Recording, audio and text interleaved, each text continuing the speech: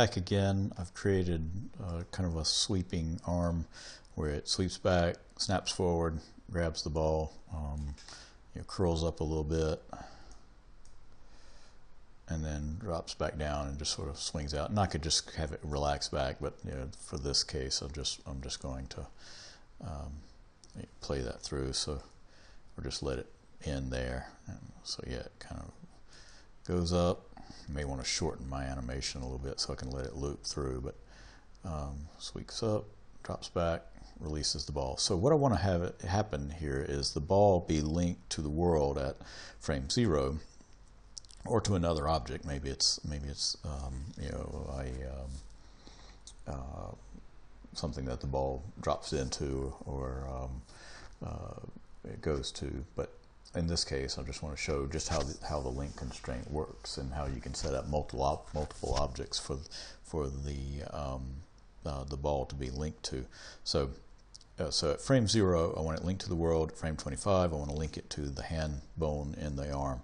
So I'm just going to go to frame 0, select the ball, and come over to the animation tab and pick its transform and assign a controller. Make sure you have the transform picked, because if you have the position here, you won't see the link constraint in any of the choices. But if you have transform picked, you can assign the controller and link constraint and say OK. And now you can see I can add various targets down here. Here's where I could add other objects or the world to it. So at this point, at frame 0, I want it linked to the world, so I'm going to say link to world. And you see there it is at frame 0. And it'll stay linked to the world until I tell it otherwise. So at frame 25, I want to come in and add link and make sure that the hand in this, or the arm in this case, is frozen so that I can pick through it. And I'm going to pick the bone for the hand. And so now this thing is, you see, as I play through past 25, it becomes linked to the hand. Now I need to also release it as it comes back down, or otherwise it'll stay linked to the hand. So probably here at about frame 50, what I want to do is again link to world. And now you see at frame 50 it's linked to the world, so it's going to drop it there. And let's see how that looks when we play it. Looks like it drops maybe a little soon, so I may want to bring that link to, say, frame 21 or frame 50. Let's see what we get there.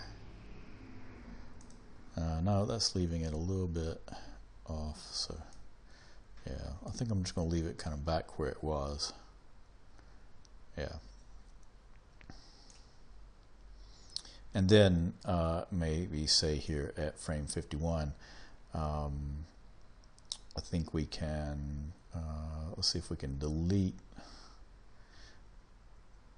the link. Nope, that's going to link it back, so it's going to stay linked to that. Yeah, so let me undo that. We may need to make a floor object or something like that to link it to, so that it can remain on its own, and roll around and all that. But here, and I'll try that because I've got plenty of time for it. But again, you see how that works. It's linked to the world, then at 25 it's linked to the hand, so the hand can pick it up, and then at 50 it's back to the world again, so it drops it.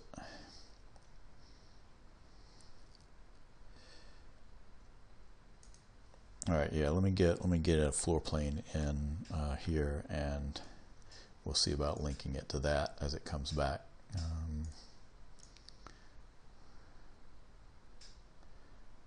Let's just make it something about like that, and let's move it down.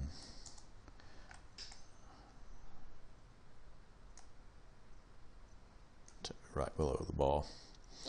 Yeah, and so let's come maybe to frame 51 here and pick that, and let's see about adding it. This may work, it may not. Let's go to the motion tab and add a link. And in fact, I may want to just instead of the world here at 50, just have it linked to the plane, but we'll see what happens here. Okay, and so now let's see if we can come in with the ball picked. I'm going to right click on it, or sorry, right click on the spinner down here. Let's go to Auto Key. Let's right click on the spinner and set a position and rotation key for it. So don't need scale in this case, and say OK. And then let's come to, say, frame 70 and maybe move the ball a little bit along it, not too far, and let's roll it a little bit, add a little bit of roll to it. Now again, let's make sure that, yeah, okay, yeah, it looks good. It's coming down, drops, a little bit of roll. Probably need to move those keys. Let's see if I can stack those on top there. Let those start. Yeah, right as it drops it. So let's see what we get here when we play that.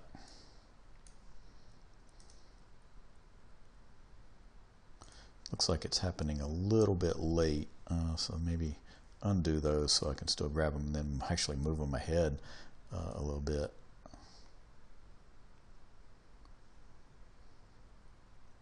See how that looks. Still looks a little late to me.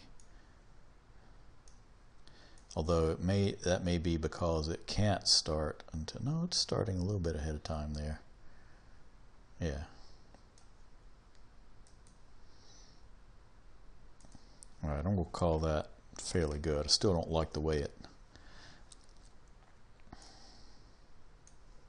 And let's see if it's slipping any as it rolls.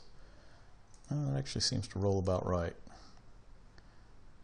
And I may want to move it a little more.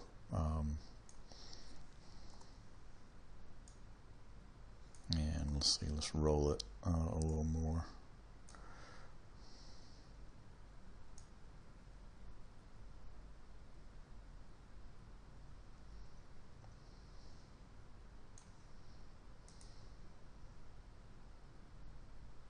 Yeah, it could probably again slow down. You know, have a little bit more ease too on the roll.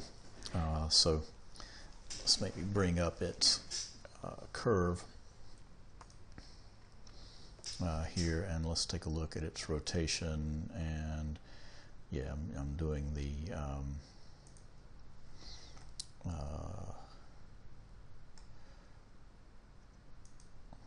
so let's have it start off a little faster, and then maybe, you know, ease into that. Maybe not so much out of that.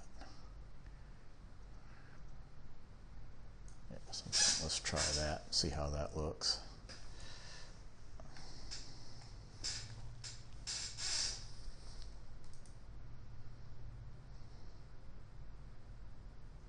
Yeah, it's just so sudden that it may not be a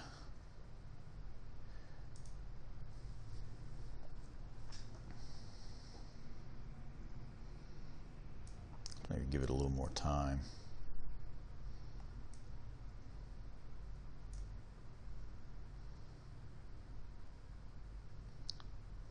Getting a little bit of sliding there at the end, but it's not too bad.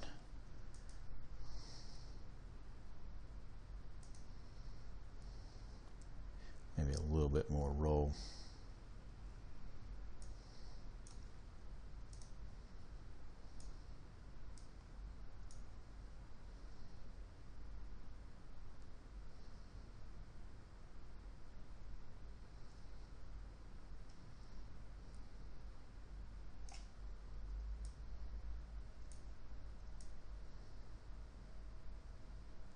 And then let's try changing the on the X position here. Let's give it a little bit of ease into that.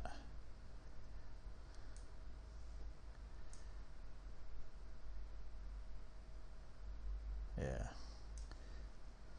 Again, it may be very quick, and it actually looks pretty good. Looks like it kind of slows to the roll. And let's see, let's change this thing's color. So let's just give it something in contrast with that purple. And again, yeah, all the bone at render time. You know, none of the bones will render, and none of the controllers will. So, you know, all you'll see is the arm and the ball in the rendering. So then you could get your setup for your frame size, your 1280 by 720, and then your in my case, I'd probably want to make a range out to, I think 85 is about where that ball, or 80, yeah, 80, I think is the last frame on these. So I'd want to render out to that, or maybe a little bit longer, just to let it kind of pause after it stops, rather than just sort of picking up very quickly after it. Again, depending on what you're trying to do, you will definitely want a little more time than this. But I hope this helps in terms of creating animated arms and having them interact with objects.